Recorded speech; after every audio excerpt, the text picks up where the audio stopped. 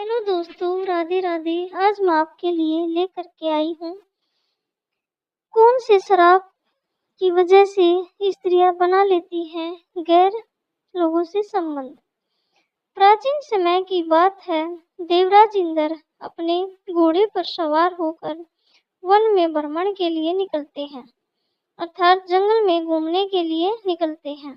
और जैसे ही देवराज इंद्र अपने घोड़े को लेकर घूम रहे होते हैं तो उन्हें उस वन के अंदर एक कुटिया दिखाई देती है। और जब वो ध्यान से देखते हैं तो उस कुटिया के अंदर एक बहुत ही सुंदर स्त्री दिखाई देती है। और जैसे ही देवराज इंद्र को वह सुंदर स्त्री दिखाई पड़ती है तो देवराज इंद्र उस सुंदर स्त्री को देखकर मंत्रमुग्ध हो जाते हैं और मन ही मन उससे प्रेम कर बैठते हैं। और उस सुंदर स्त्री को देखकर देवराज इंद्र इस कदर उसके प्यार में खो जाते हैं कि वो अपना धर्म ही भूल जाते हैं और उसे खुद से ज्यादा प्रेम करने लगते हैं। उस समय देवराज इंद्र को ये पता नहीं था कि जिस स्त्री से वह प्रेम कर रहे हैं वो स्त्री तो महान तेजस्वी गौतम ऋषि की पत्नी है। उस दिन तो देवराज इंद्र गौतम ऋषि की पत्नी को दूर से ही देखकर चले जाते हैं, परंतु इंद्रलोक में पहुंचने के बाद देवराज इंद्र का मन बेचैन हो जाता है और वो हर समय उसी स्त्री के बारे में सोचने लगते हैं जिससे सुंदर स्त्री को उन्होंने उस जंगल में देखा था। जैसे तैसे करके देवराज इंद्र रात्रि तो काट लेते हैं, लेकिन सुबह होते ही वो फिर से अपने घोड़े पर सवार होकर उसी जंगल की ओर निकल जाते हैं और चलते चलते उसी कुटिया के पास पहुंच जाते हैं जहां वो एक दिन पहले आए थे। और उस कुटिया के पास पहुंचकर गौतम ऋषि की पत्नी अहिल्या को जी भरकर निहारने लगते हैं, लेकिन इस बात का पता ना तो गौतम ऋषि की पत्नी को होता है और ना ही गौतम ऋषि को होता है कि देवराज इंद्र उन्हें छुप छुप कर देख रहे हैं। गौतम ऋषि की पत्नी महान ऋषियों में आती है। वह बहुत ही महान तेजस्वी संत थे। वह अपने धर्म और कर्म का पालन करते हुए अपना जीवन यापन कर रहे थे। वो सुबह प्रतिदिन ब्रह्म मुहूर्त में उठते और गंगा स्नान के लिए जाते और उसके बाद भगवान की भक्ति में लीन हो जाया करते थे। देवराज इंद्र ने गौतम ऋषि की यह सारी गतिविधियां छिपकर देख ली थी कि वो किस किस प्रकार पर क्या क्या करते हैं। अब तो देवराज इंद्र गौतम ऋषि की पत्नी अहिल्या के प्यार में इस कदर दीवाने हो गए थे कि उनका मन इंद्रलोक में बिल्कुल भी नहीं लगता था। अब तो वो प्रतिदिन उस कुटिया के आसपास आते थे और छुप छुप कर गौतम ऋषि की पत्नी अहिल्या को निहारने लगते। फिर वो अपने मन में विचार करने लगे कि आखिर इस स्त्री को मैं किस प्रकार प्राप्त करूं कि मैं इसके साथ शारीरिक संबंध बना सकूं।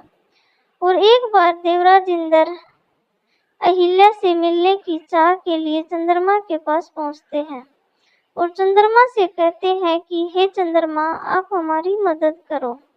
और अब तभी चंद्रमा कहता है कि हे देवराज इंद्र, मुझे आपकी किस कार्य में मदद करनी है, स्पष्ट बताइए।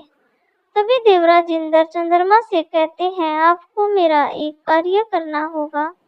चंद्रमा कहते हैं कि बताइए प्रभु, मुझे क्या करना होगा। तो देवराज इंद्र चंद्रमा को बताते हैं कि देखो चंद्रमा, मुझे एक स्त्री बहुत ही पसंद आ गई है, इसलिए मुझे उसके साथ छल करना है और उसके साथ छल करने में मैं आपको मेरी मदद करनी है। तभी चंद्रमा कहते हैं कि हे देवराज इंद्र, मुझे साफ साफ बताइए क्या करना है। तो देवराज इंद्र चंद्रमा से कहते हैं कि तुम मेरे साथ पृथ्वीलोक पर चलो और एक मुर्गे का रूप धारण करो। तुम मुर्गा बनकर मध्यरात्रि में आवाज लगा देना जैसे ही तुम आधी रात्रि में आवाज लगाओगे तो तुम्हारी आवाज को सुनते ही गौतम ऋषि जाग जाएंगे और वो समझेंगे कि अब सुबह हो चुकी है और वह गंगा स्नान को चले जाएंगे। उसी समय मैं उनकी पत्नी अहिल्या के साथ छल कर लूंगा। चंद्रमा और इंद्र एक विचारों के थे, क्योंकि चंद्रमा भी अपने गुरु की पत्नी को लेकर भाग चुका था और इंद्र ने भी एक महान ऋषि की पत्नी के साथ छल किया था। दोनों के विचार एक जैसे थे। अब ये दोनों ही पृथ्वीलोक पर आ जाते हैं और गौतम ऋषि की कुटिया के पास जाकर छुप जाते हैं।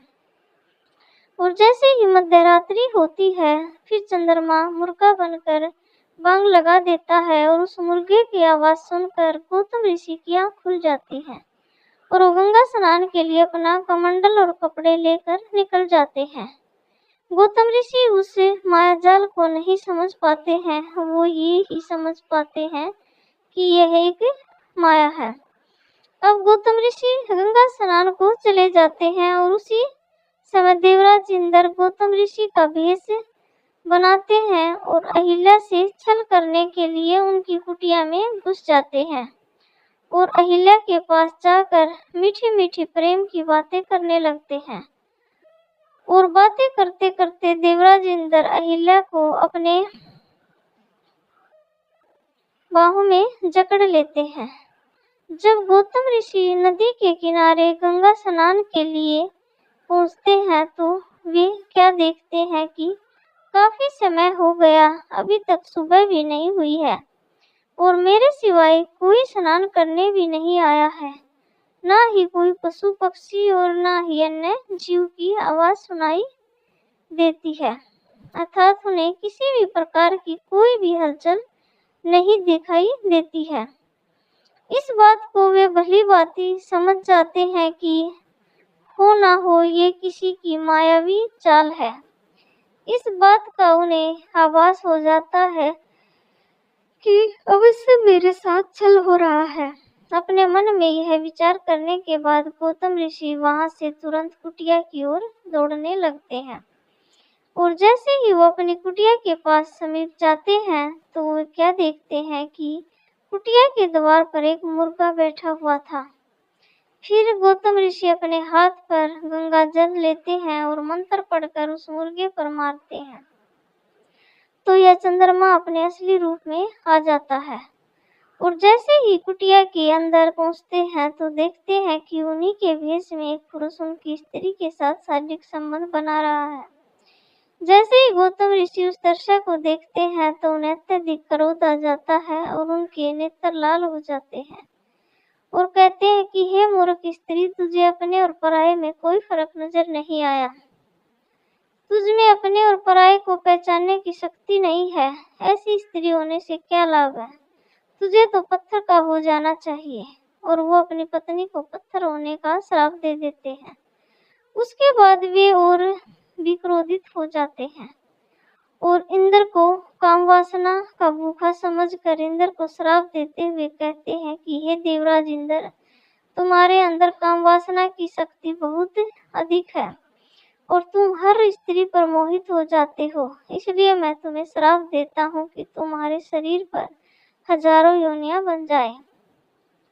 जैसे ही यह श्राप गौतम ऋषि ने इंद्रदेव को दिया तो उसी समय देवराज इंद्र के शरीर पर हजारों योनियां बन जाती हैं और यह सब कुछ देखकर देवराज इंद्र गौतम ऋषि के चरणों में गिरकर क्षमा याचना करने लगते हैं और अपने द्वारा किए गए आरोप की पाप की क्षमा मांगने लगते हैं। इंद्र के बारे बार बार विनती करते हैं कि गौतम ऋषि इंद्र से कहते हैं कि हे इंद्र, मैं अपने श्राप को वापस तो नहीं ले सकता और ना ही मेरे मुख से निकला हुआ श्राप झूठा हो सकता है, लेकिन मैं उसमें बदलाव अवश्य कर सकता हूँ। इसलिए हे देवराज इंद्र, जो तुम्हारे शरीर पर हजारों योनियां बन गई हैं, यह योनि आंखों में परिवर्तित हो जाएंगी।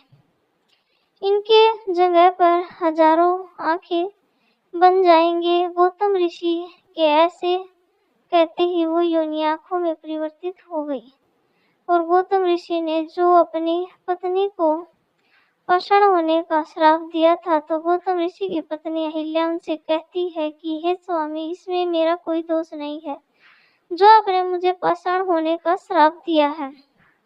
मुझे इस बात का बिल्कुल भी एहसास नहीं हुआ कि मेरे साथ कोई अन्य पुरुष छल कर रहा है, क्योंकि वह तो आपके रूप में आया था। मैं तो आपको ही समझ रही थी, इसलिए इस गतिविधि में मेरा कोई भी गलती नहीं है, मेरा कोई भी कसूर नहीं है। उनके मुख से ऐसी बातें सुनने के बाद गौतम ऋषि अपनी पत्नी अहिल्या से कहते हैं कि मैं अपने मुख से दिया हुआ श्राप वापस तो नहीं ले सकता, परंतु मैं तुम्हें एक वरदान अवश्य दे सकता हूँ कि कुछ समय बाद जब भगवान श्री हरि विष्णु मर्यादा पुरुषोत्तम राम भगवान श्री राम के रूप में अवतरित होंगे, तब वो ही आकर तुम्हारा उद्धार करेंगे। उनकी चरण स्पर्श से ही तुम्हारा उद्धार हो जाएगा। पुनः आप उसी रूप में आ जाएंगी।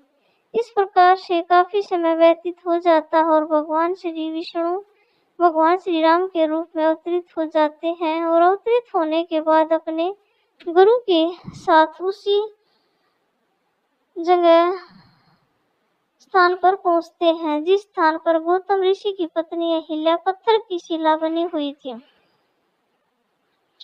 तो वे अपने गुरु से पूछते हैं कि हे गुरुदेव, यह पत्थरनुमा स्त्री कौन है? तो उनके गुरुजी बताते हुए कहते हैं, ये गौतम ऋषि की पत्नी है और वर्षों पहले से उसकी प्रतीक्षा कर रही है कि आपकी यहाँ आए और उनका उद्धार करे। मर्यादा पुरुषोत्तम राम भगवान श्री राम अपने चरण उस शिला से छुआते हैं और वो शिला एक स्त्री के रूप में परिवर्तित हो जाती है, अर्थात अहिल्या का उद्धार हो जाता है।